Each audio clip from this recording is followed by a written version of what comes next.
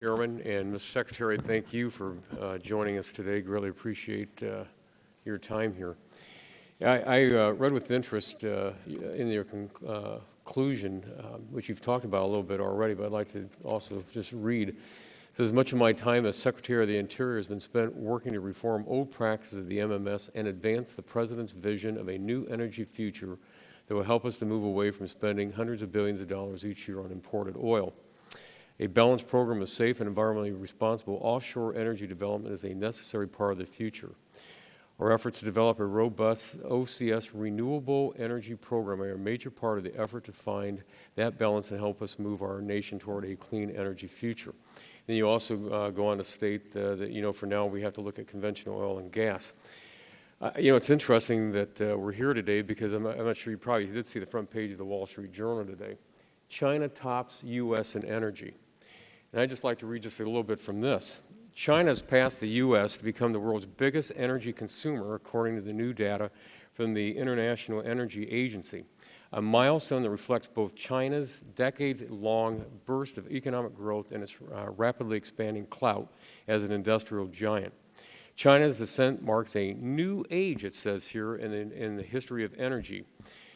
Then it goes on that I think it's also interesting, a little bit farther in the article, it says, China overtook it, meaning the United States, since it says here a little earlier that the United States was the largest energy user since the early 1900s in the world. China overtook it at breakneck pace. China's total energy consumption was just half that of the U.S. 10 years ago, but in many of those years since, China saw annual double-digit growth rates. It had been expected to pass the U.S. about 5 years from now, but took that top position today. The reason I read that is because I represent the largest manufacturing district in the state of Ohio, and I also represent the largest ag district in the state of Ohio. My district, if we're going to survive, and according to national manufacturers, 2 years ago I represented the 9th largest manufacturing district in the nation, and because of where we are with the economy, we're 20th now. But, my main concern is what Mr. Shimkus brought up. We have to have baseload capacity in this country, and I'm all for an all-of-the-above strategy, and that all-of-the-above strategy has always been we need nuclear, gas, oil, clean coal, wind, solar, ethanol, biodiesel, hydrogen, and right down the line.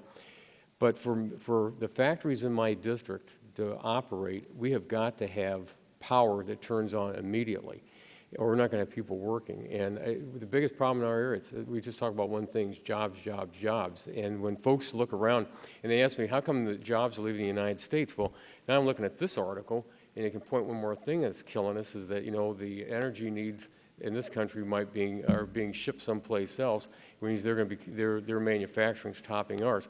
The Chinese want to be, top us in manufacturing here in 10 years, and if they're able to do in energy, they might do to us in manufacturing. This is getting scary. And it's kind of odd, right on top of this, there's another story in the journal today. It says, personal journal, how to tame your nightmares. Well, this is my nightmare right here.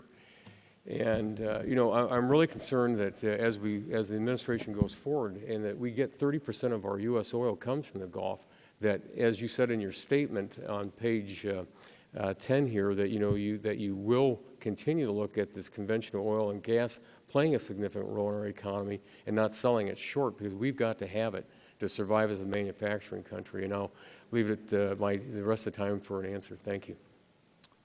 Thank you, Congressman Latta. As I have said in previous testimony, the President from day one has said we need to have a comprehensive energy plan. And our view is part of the reason the United States will fall into second place is if we are not able to get a comprehensive energy plan adopted for the United States of America. And hopefully there is still time in this Congress to be able to do that, because once the right signals are sent to the market, essentially what you are going to have is a different kind of headline than the one that you were showing me from the Wall Street Journal.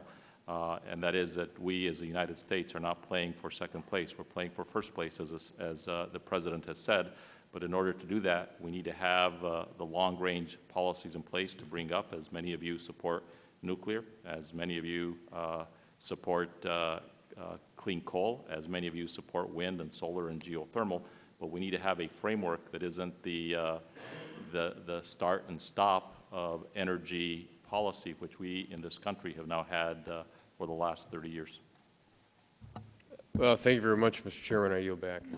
Thanks, Mr. Latta. Mr. Melancon, questions, please.